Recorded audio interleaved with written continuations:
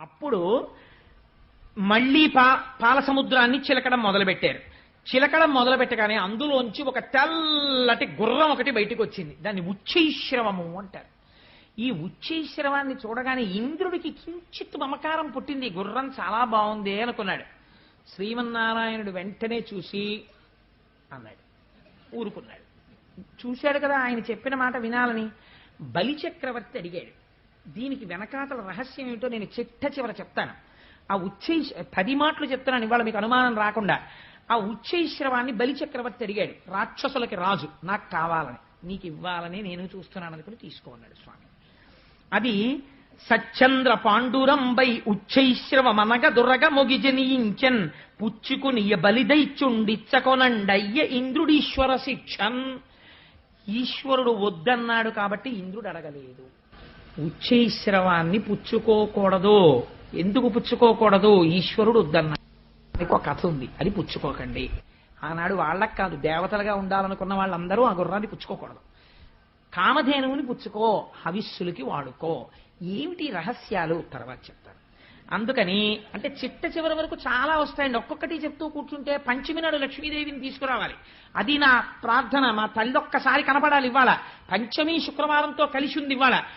ఇది విని లక్ష్మీదేవి రాగానే ఇంద్రుడికి దరిద్రం తొలగిపోయింది. దుర్వాస శాపం వల్ల వచ్చినటువంటి శాపం ఇక్కడ చెప్పలేదు భాగవతంలో. దేవీ భాగవతంలో చెప్పారు. ఒక గొప్ప స్తోత్రం ఉంది లక్ష్మీదేవిని ఉద్దేశించి.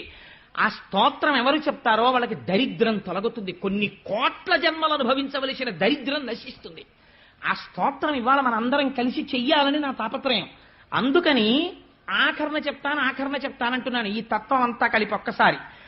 ఆ తరువాత మళ్లీ చిలకడం మొదలుపెట్టారు.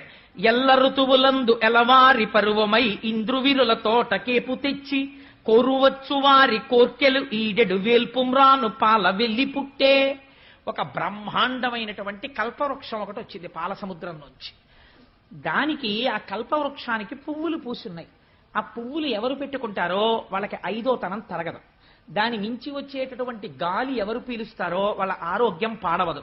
ఎవరు కల్పవృక్షం దగ్గరికి వెళ్ళి ప్రార్థనలు చేస్తారో వాళ్ళకి ఫలాల రూపంలో కోరికలు తీర్చేస్తుంది. ఇప్పుడు ఈ కల్పవృక్షాన్ని ముందు ఎవరికి ఇచ్చారో తెలుసా అండి? ఇంద్రుడికి ఇచ్చారు. ఎందుకని? ఏమడుగుతాడు ఆ కల్పవృక్షాన్ని చూసి? పోయిన లక్ష్మీ వైభవం కావాలంటాడు. వెనకాల ఏమొచ్చేయాలి? ఇప్పుడు లక్ష్మీదేవి వచ్చేయాలి. కానీ ఈ వచ్చేటటువంటి ఈ కల్పవృక్షానికి లక్ష్మీదేవికి మధ్యలో ఒకటి వస్తుంది. అది ఎంత చిత్రంగా వస్తుందో మీరు చూద్దురు గాని. ఆ కల్పవృక్షాన్ని దేవేంద్రుడికి ఇచ్చారు. ఆయన తీసుకున్నారు. తరువాత క్రొక్కారు మెరుగుమేనుల క్రిక్కిరిసిన చన్ను గవలు గ్రిక్కిన నడుముల్ పిక్కటిలి ఉన్నతు రుములు చక్కని చూపులును దివిజ సతులకు ఒప్పెన్. పెద్ద కేశపాశాలు, అపారమైనటువంటి సౌందర్యమూర్తులు, అంతటి అందంతో అప్సరసలు పుట్టారు ఆ పాలసముద్రంలోంచి. ఆ అప్సరసలు దేవకాంతలై దేవనర్తకీమణులై ఉండిపోయారు. అలాగా సరే, వాళ్ళు అలా ఉన్నారు. ఉన్న తర్వాత పాల సముద్రాన్ని ఇంకా చిలకడం మొదలుపెట్టారు. ఇప్పుడు ఇంద్రుడి దరిద్రం తీరాలి. ఇంద్రుడి దరిద్రం కాదు, లక్ష్మీదేవి యొక్క ఆవిర్భావం జరగబోతోంది. అమ్మవారు క్షీరసాగర మదనంలో పుట్టినప్పుడు ఒక గమ్మత్తు చేసింది. శుక్రవారం పంచమి నాడు పుట్టింది. ఇప్పటికీ పద్మావతి అమ్మవారు కూడా శుక్రవారం పంచమి. అందుకే అమ్మవారికి ఈ మాసాలలోనే ఫిబ్రవరి మార్చిల్లోనే పాల్గొన మాసంలో ఒక గమ్మత్తు చేస్తారు. పద్మావతి తిరుచానూరులో ఏమిటో తెలుసా అండి? సుమంగళి పూజ అని ఒక పూజ ఉంది. పసుపు కుంకాలున్న ఆడవాళ్ళందరూ ఆ రోజున పసుపు తాళ్ళు, నల్లపూసలు, గాజులు, పువ్వులు, పసుపు, కుంకం పట్టుకెళ్ళి అమ్మవారికి ఇస్తారు. 5వ తనం ఉన్న ఆడవాళ్ళందరికీ దానికి ట్రస్ట్లు ఉన్నాయి. పెద్ద పెద్ద కళ్యాణ మంటపాల్లో భోజనం పెడతారు. వాళ్ళందరితో కలిసి లక్ష్మీదేవి వచ్చి కూర్చుని భోజనం చేస్తుంది. ఇప్పటికీ ప్రతి ఏడాది ఇప్పటికీ మనకి తిరుచానూరులో జరుగుతుంటుంది ఉత్సవం. అందుచేతనే అమ్మవారి ఆవిర్భావం జరిగి రేపు కళ్యాణం జరిగిన తర్వాత కాకినాడ పట్టణంలో ఉన్న సువాసినులందరూ కొన్ని కోట్ల జన్మలు అలా పసుపు కుంకాలతో ఐశ్వర్యంతో ఉండి కుటుంబాలని రక్షించుకుని వాళ్ళు ధర్మ మార్గంలో భర్తలు ప్రవర్తించేటట్టు చూడాలని లక్ష్మీ పూజ ఆదివారం పెట్టుకున్నాం. ఇప్పుడు మళ్ళీ పాల సముద్రాన్ని చిలికారు.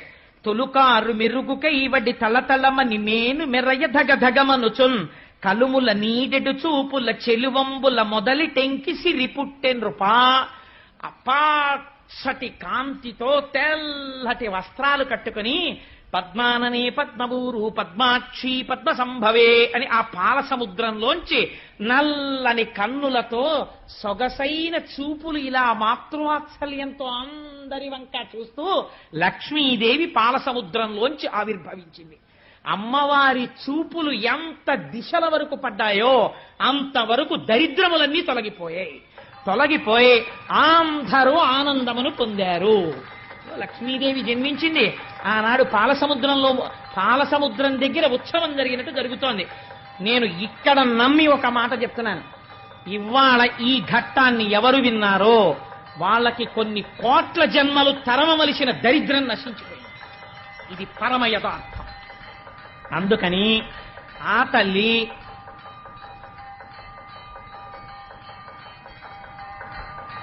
ఒక్కసారి మీ అందరూ కూడా మానసికంగా అదిగో అక్కడ ఆ నీరాజనాన్ని తీసుకోండి. ఒక్కసారి అది కళ్ళకద్దుకుని నమస్కారం చేసుకోండి. స్వామి త్రిమూర్త్యాత్మకమై దత్తాత్రేయుడై ఉన్నాడు. చక్కటి జేగంటలు మోగే ఈ దేవాలయంలోను అటువంటి పరమ పవిత్రమైనటువంటి లక్ష్మీదేవి యొక్క ఆవిర్భావము జరిగింది. ఇంకా దేవేంద్రుడికి దరిద్రం ఏమిటండి?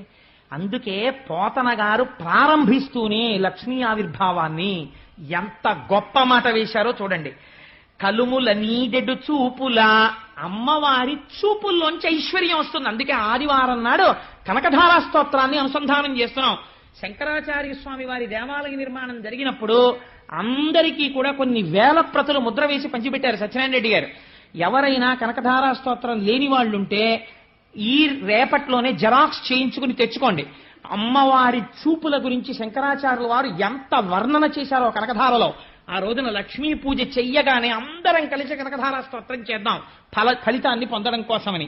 అందుకని కలుముల నీడెడు చూపుల, అమ్మవారి యొక్క దృష్టిలోంచి ఐశ్వర్యం కురిసేస్తోందిట.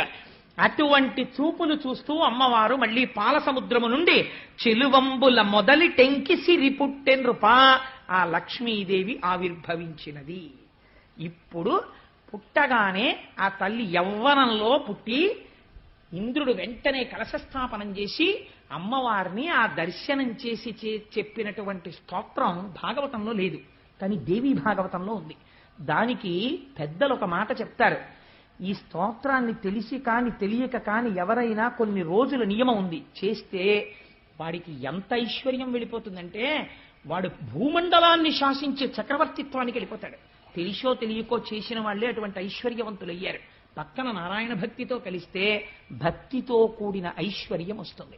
సరే, అందుచేత అటువంటి తల్లి ఆవిర్భావాన్ని ఇవాళ మనం అందరం మనస్సులో దర్శనం చేసి తెల్లటి చీర కట్టుకుని పచ్చటి ముఖంతో బంగారు రంగుతో మెరిసిపోతూ నల్లటి జుత్తుతో కబరీబంధం నిండా చెంగల్వ పూలు, ఆ తర్వాత చక్కటి సంపంగి పూలు, మల్లెపూలు, జాజి పూలు అలంకారం చేసుకుని మెడ నిండా హారాలు వేసుకుని ఇలా చేతితో ఐశ్వర్యాన్ని కురిపిస్తూ వరదముద్ర పట్టి మీ కోరికలు తీరుస్తాను సుమా అని అందరికీ అభయం ఇస్తూ 2 పాదములు ఇలా కలిపి పద్మాసనం వేసుకుని అయ్యో బిడ్డలందరూ నా పాదాలు చూడాలనుకుంటున్నారని మన కోసమని అమ్మవారు తన కుడి పాదాన్ని కిందికి చాపి ఆ పచ్చటి పాదం, ఎర్రటి వేళ్లు, తెల్లటి గోళ్లు, దానికి అలంకారం చేయబడిన పసుపు, చుట్టూ ఉన్న లత్తుక, అమ్మ పాదాల మీద పూజ చేయబడిన పువ్వులు, ఆ పువ్వులకి శిరస్సు వంచి ఆ పాదపద్మములకు నమస్కరిస్తూ మనం అందరం కలిసి ఒక్కసారి దేవీ భాగవతాంతర్గతమైనటువంటి ఆనాడు ఇంద్రుడు చేసినటువంటి లక్ష్మీ స్తోత్రాన్ని చెప్తాను. అందరూ కూడా పరమ భక్తి శ్రద్ధలతో నమస్కరిస్తూ లక్ష్మీదేవిని ఉద్దేశించి ఆ ప్రార్థనా శ్లోకాన్ని చెప్పండమ్మా. నమః కమలవాసిన్యై నారాయణ్యై నమో నమః కృష్ణప్రియాయై సతతం. నీటిలో ఉండేటటువంటి కప్పలు పాలసముద్రంలోంచి పైకి లేచాయి అన్నారు క్షీరసాగర మథనంలో. ఇందాక చెప్పాను కదా, అందుకని ఇవాళ కప్ప రూపంలో వచ్చి శ్రీమన్నారాయణుడు వేదిక ముందుకొచ్చి మరీ దర్శనమిస్తున్నాడు. చూడండి, క్షీరసాగర మథనం అవగానే నాకైతే ఆయన నోరు ఇలా ఇలా ఇలా ఇలా అండంలో ఆదికూర్మం ఆ రోజున ఇలాగే కూర్చుంది సుమా అని చెప్పడానికి వచ్చాడా అన్నట్టుగా మహానుభావుడు ఇవాళ నారాయణుడే వచ్చాడు. అమ్మవారి స్తోత్రం చేసేటప్పటికీ ఒరే నేను మీ అందరికీ ప్రత్యక్ష దర్శనం ఇస్తున్నాను, క్యాంప్ చేశాడన్నావు కదా, ఇదిగో మీకు దర్శనం ఇస్తున్నానని కనబడ్డాడు. కానీ ఉపన్యాసం అయిన తర్వాత ఆయన మీద పడిపోయి నమస్కారాలు చేసేయకండి, ఆయనకి ఇబ్బందిగా ఉంటుంది. చల్లనివాడు కదా, మీకు చెప్పాను కదా, ఎన్ని కష్టాలున్నవాడు ఆయన్ని పుట్టుకుంటే చల్లగా ఉంటుందని. కప్ప చల్లగా ఉంటుందండి. కప్ప రూపంలో వచ్చాడు, నీళ్లలో ఉండగలడు, భూమి మీద ఉండగలడు, ఉభయచరంగా వచ్చాడు. నా స్వామి దర్శనంగానే నేను భావించి నమస్కరిస్తూ నమఃకమలవాసిన్యై నారాయణ్యై నమో నమః కృష్ణప్రియాయై సతతం మహాలక్ష్మీ నమో నమః పద్మపత్రేక్షణాయై చ పద్మాస్యాయై నమో నమః పద్మాసనాయై పద్మిన్యై వైష్ణవ్యై చ నమో నమః సర్వసంపత్స్వరూపిణ్యై సర్వాధారాయై నమో నమః హరిభక్తి ప్రదాత్రీ చ హర్షదాత్రై నమో నమః కృష్ణవక్షస్థితాయై చ కృష్ణేశాయై నమో నమః చంద్రశోభాస్వరూపాయై రత్నపద్మే చ శోభనే సంపత్వధిష్టాతృదేవ్యై సంపత్వధిష్టాతృదేవ్యై అంటే సంపత్తికి అధిష్టానమైనటువంటి దేవత, ఐశ్వర్యమునివ్వగలిగినది. సంపత్ అధిష్టాతృదేవ్యై మహాదేవ్యై నమో నమః నమో బుద్ధిస్వరూపాయై బుద్ధిదాయ్యై నమో నమః యథా మాతస్తనాంధానాం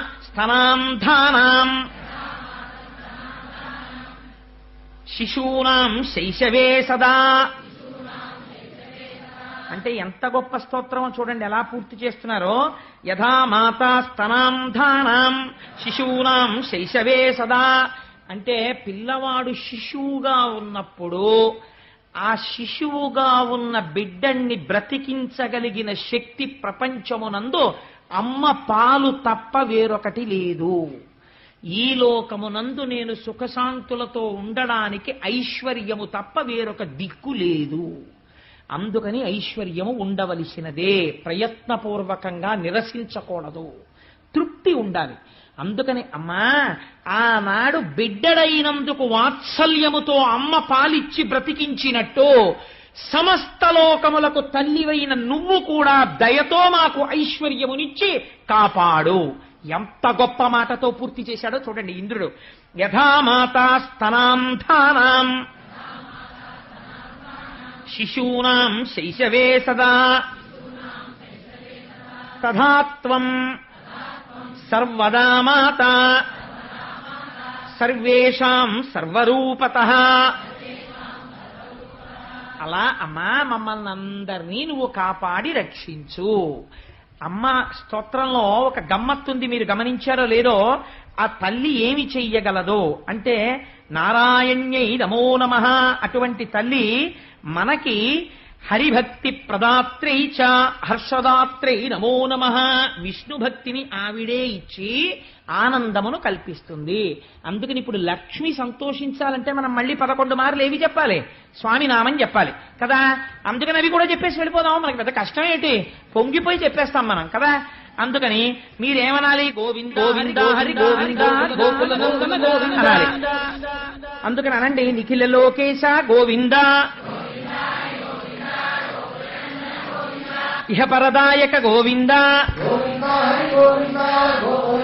గోవింద పరమదయాళో గోవింద గోవింద హరి గోవింద గోకులనందన గోవింద తిరుమలవాస గోవింద గోవింద హరి గోవింద గోకులనందన గోవింద శ్రీనివాస శ్రీ గోవింద గోవింద హరి గోవింద గోకులనందన గోవింద శ్రీ వెంకటేశ గోవింద గోవింద హరి గోవింద గోకులనందన గోవింద ఆనందరూప గోవింద గోవింద హరి గోవింద గోకులనందన గోవింద కష్ట నివారణ గోవింద గోవింద హరి గోవింద గోకులనందన గోవింద శిష్ట పరిపాలక గోవింద గోవింద హరి గోవింద గోకులనందన గోవింద దురిత నివారణ గోవింద గోవింద హరి గోవింద గోకులనందన గోవింద పాప విమోచన గోవింద గోవింద హరి గోవింద గోకులనందన గోవింద పుండరీకాక్ష గోవింద గోవింద హరి గోవింద గోకులనందన గోవింద వజ్రమకుటధర గోవింద గోవింద హరి గోవింద గోకులనందన గోవింద గోవర్ధనోద్ధార గోవింద గోవింద హరి గోవింద గోకులనందన గోవింద లక్ష్మీవల్లభ గోవింద గోవింద హరి గోవింద గోకులనందన గోవింద. మా రేపటి రోజు శనివారం, రేపటి రోజు కోసమే రిజర్వ్ చేశాను. అసలు ఆర్తిపడి రేపు లక్ష్మీ కళ్యాణం. అమ్మవారు శ్రీమన్నారాయణుణ్ణి రేపు కళ్యాణం చేసుకుంటుంది. కమనీయమైనటువంటి ఘట్టం. రేపటి రోజున దాన్ని విజ్ఞాపన చేసేటటువంటి అదృష్టాన్ని స్వామి నాకు కటాక్షించుగాక. సర్వం Shri Umamaheshwara పరబ్రహ్మార్పణమస్తు. If you like this video, hit the like button. For more videos, subscribe to our channel. If you have learned anything from this video, comment down below. Subscribe.